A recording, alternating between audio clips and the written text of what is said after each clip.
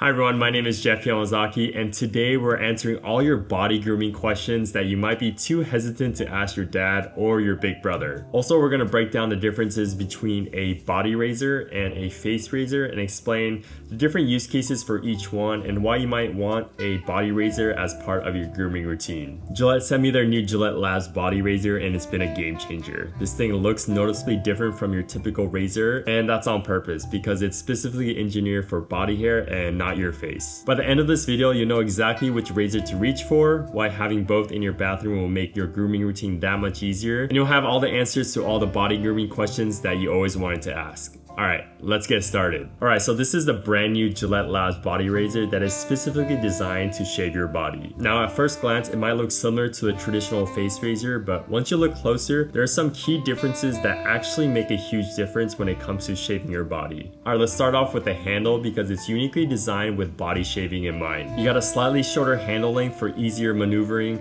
a concave grip on both the top and back to keep your fingers locked in place, an increased arch to reach those tricky spots, and a wider base that fills your hand for greater overall control and comfort. And every one of those details matter because you want to make it as easy as possible on you when you're trying to shave your body at those really hard to reach places. And for the razor head, Gillette completely reimagined this with what they call the triple protection system. You got an anti-irritation bar to release trapped hairs, an anti-ingrown bar to prevent ingrown hairs, and a long-lasting lubrication strip to ensure a smooth glide while shaving. And then there are two widely spaced blades, and this one is probably the most important feature to understand.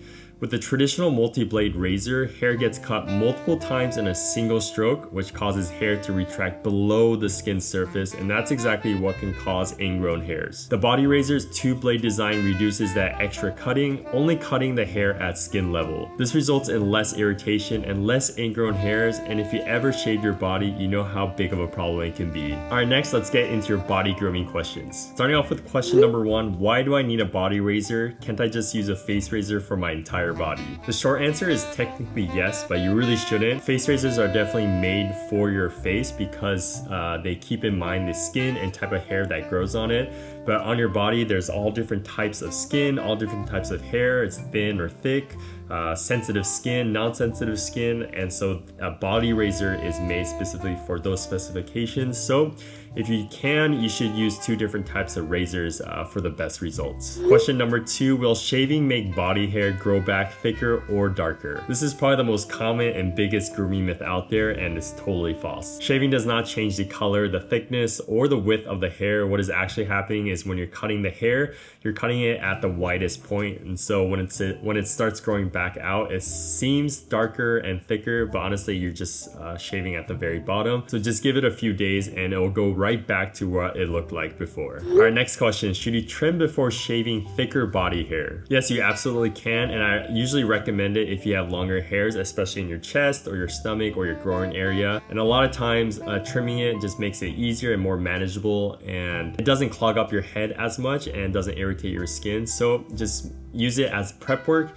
and get it down to a manageable length and go with the razor and finish up the job. Our next question, what are ingrown hairs and how do I prevent them from forming when shaving? Alright, ingrown hairs happen when a shaved hair curls back and grows into the skin instead of out of it. The main causes are shaving with a dull blade, shaving against the grain too aggressively, or using a multi-blade head that shaves the hair below the skin. To prevent this, I always recommend exfoliating the skin to remove any dead skin cells and release the trapped hairs. Also use a very sharp blade and a foaming gel or cream that works well with your skin. And honestly, the more often you do it, the technique will get better, so you'll see reduction in irritation and ingrown hairs. Next question, can shaving reduce sweat or odor? This is a pretty big reason why I keep myself groomed regularly throughout my body. Just a heads up, shaving obviously doesn't reduce how much you sweat since that's controlled by your sweat glands, but it can definitely reduce odor. Body hair traps sweat and bacteria, which is what causes the smell. So less hair means less surface area for bacteria to hang out and cause odors. Also, another bonus is that if you use deodorant, it works much better on skin rather than hair. So while shaving isn't a fix for sweating, it definitely reduces odor, especially in areas like your underarms. Next question, how do you groom hard to reach areas? Alright, this is a good question. I think this is a question that a lot of people want the answers to, but are a little too afraid to ask. The groin area is probably the most sensitive area you're shaving, so technique really matters here. First and foremost, get that trimmer out and trim it down to a manageable length, and then use your body razor to finish the job. Second, pull the skin tight when you're shaving. The skin in this area is very loose, so you want to keep it tight so you could avoid nicks and cuts. Next is short strokes with the grain. Don't try to cover too much ground on one stroke, so take your time and do short strokes with the grain. I think this is the hardest part of your body when shaving, so I think technique really matters here, and the more you do it, you'll just get better and better at it. Okay, is body grooming expected in dating or just personal preference? It's 100% personal preference, and there's no universal rule here. Some people prefer a cleaner look, some prefer like the hairy look, some people just don't have a preference, so just go with your gut feeling or just do whatever that makes you feel the best. However, if you're still worried about it, just ask your significant other or the person you're talking to. With that said, keeping things tidy and manageable will make your life much easier. All right, 2 more questions. How much grooming is too much versus being natural? There's definitely no wrong answer here. Grooming definitely exists on a scale from being fully smooth to being a little bit trimmed or going all natural, and I think it could exist on any part of the scale and be totally okay. For me personally, I keep it pretty balanced.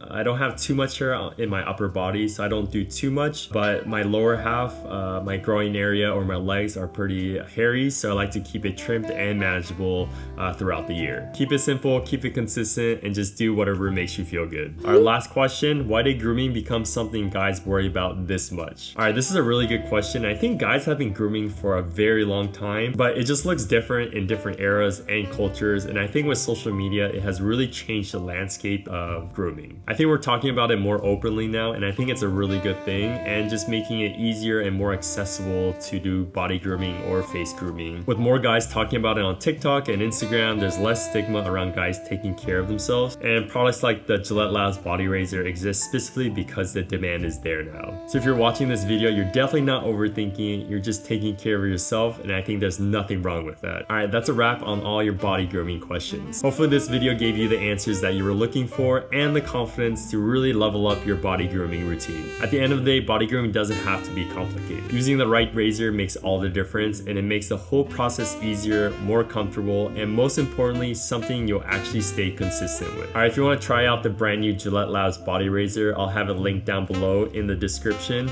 And trust me on this, once you start using a razor that's specifically made for your body, you're never going back. All right, as always, thank you so much for watching, and see you in the next one.